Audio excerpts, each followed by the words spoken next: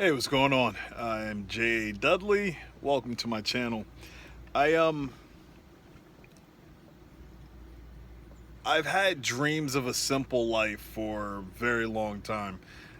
When I was young, I tried to figure out what that was. Then, as a teenager, started developing friendships that I thought would last for a lifetime.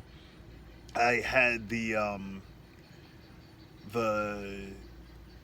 desires for us to all buy houses close to each other and have our children grow up together and uh, uh, laugh and play together. A real simple lifestyle. Then, as all of them started to move away from New Jersey and uh, one of them passing away, things started to change. Uh, I started to revert back to when I was a 6 year old and went to North Carolina on a family trip for the first time. I I loved it down there. The road wasn't paved. I was a 6 year old that's used to city life, where I at one point I wasn't allowed to go off the porch, let alone into the front yard where the gate was locked and all this other stuff. Yeah, I wasn't even able to go off the porch and go play. But in North Carolina, I was able to I I tell them I'm going outside. Okay, hey, I'm going across the street to go to another family member's house. Oh, I'm going down the road to another family member's house as a 6 year old. And it's like, okay, fine. Everything was good. We had breakfast. I had homemade biscuits with, was it jelly? And I forgot what else was on it. It was sweet and amazing. That's why I turned out to be as big as I am, uh, because of all of that good eating. Uh, well, not that week that we were down there, but it was a great time, a great experience. I was able to shoot a rattlesnake. I would never be able to do anything like that when I was living in New Jersey that I was able to make happen in North Carolina. So that always sat in the back of my head of what I wanted to do. Then, as I grew older, uh, I would say, okay, well, I maybe I'll make it to the NFL and then be able to get enough money to move to that property in North Carolina that my grandmother still owned, and make something out of that property. I'll be able to live that simple life. She procrastinated on that, giving me the information. Then, after she passed away, I was talking with my aunt about that property, and she said, "Oh, that's Heir property." What is Heir property? She said, "Oh, I went through that with my father," meaning her father, and what it is that if there's no will or anything written out, it's passed down to the descendants, and then the descendants' descendants, and so on and so on and so on. So, right now, there is a piece of property that my grandmother started paying taxes for in, I think, 1971, for her mother.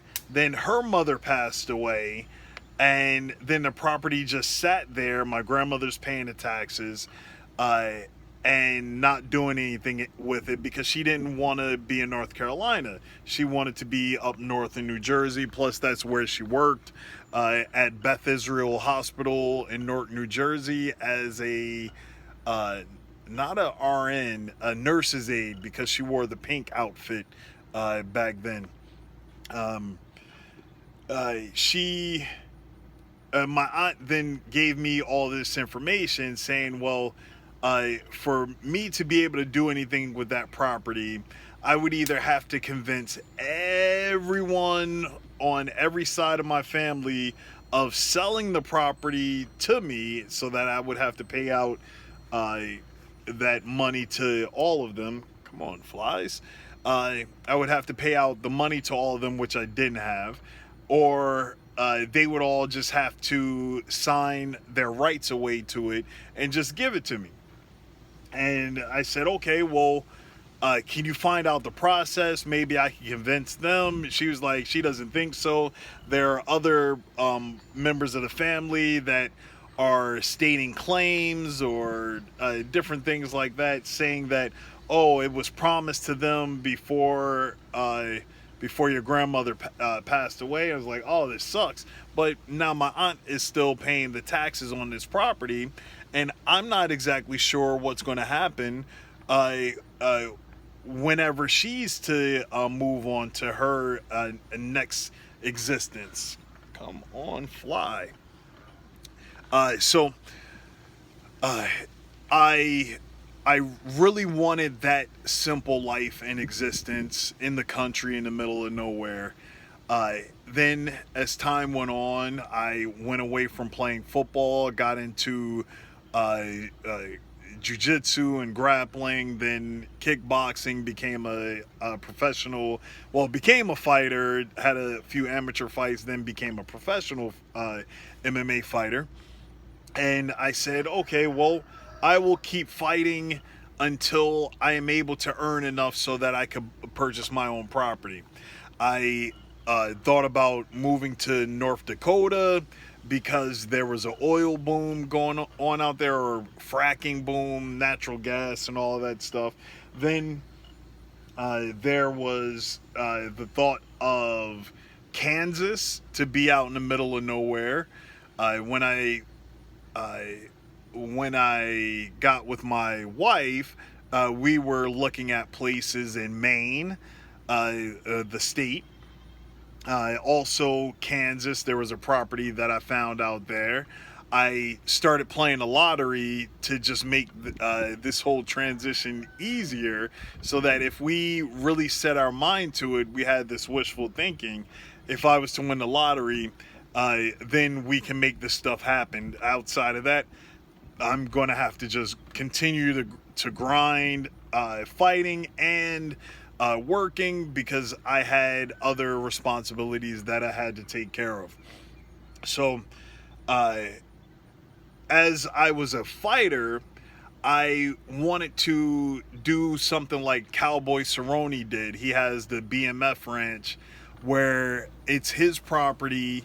He purchased this amazing ranch and invites fighters in. People live on property. They're able to train without having any worries or concerns for food, health, maintenance, all this stuff. He was able, through his fight career, to be able to afford all of that, and he's still building more and more as he continues on. And that is something that I wanted to do, to be able to invite fighters from all from New Jersey or all around the country, and then have them have a worry-free training life, to be able to train, not have to worry about going to work, not have to worry about resting. All of their food, their fitness, all of that is taken care of, and be able to give them top-notch training on top of that.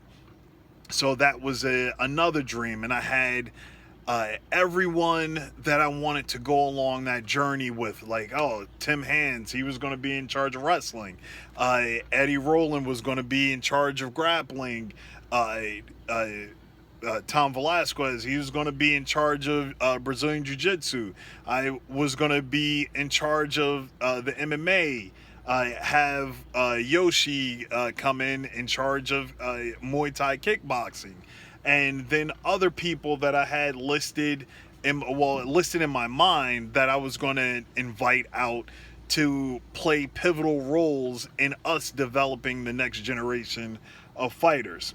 And we were all going to live on the property, the one property in Kansas that I looked at and was just dreaming of. It had a 110-acre lake on the property, and the property was 599 acres, which I was like, oh yes, I'm going to do everything on this property. Over here is going to be the dorms. Over here is going to be the shooting range. Over here is where we're going to live. Over here is where the gym is going to be.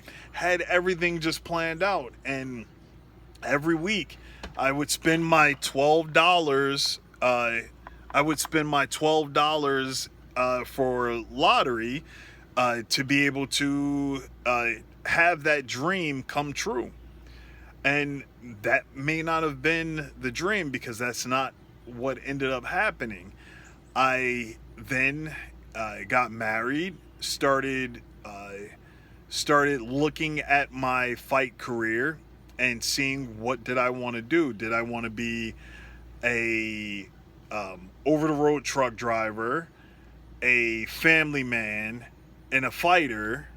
And all this stuff, it wasn't going to add up. There wasn't enough time in the day to be able to accomplish any of this, and I had to make a choice. I would go a year or so while preparing to get married and stuff, to walk away from fighting, walk away from training. When even to this day, I still have the desire to compete. But what's more important to me? Is it my simple life, or is it my family, or is it my desire to compete? What exactly is it? So I then had the thought of a simple life once I started following Yah and really diving into the scriptures. I'm truck driving all the time. My life is on the road.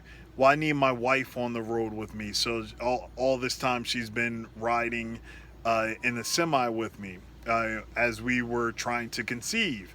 Then we were, when I heard the voice of Yah telling me I didn't need to be in New Jersey anymore, and I said that, we're going to get rid of the house. Well, where are we going to stay? We're going to live on a truck, and I'll get a van. We can build it out and do like the van lifers do, which the van is still parked right over there in tip-top condition, but I need to do some renovations in there.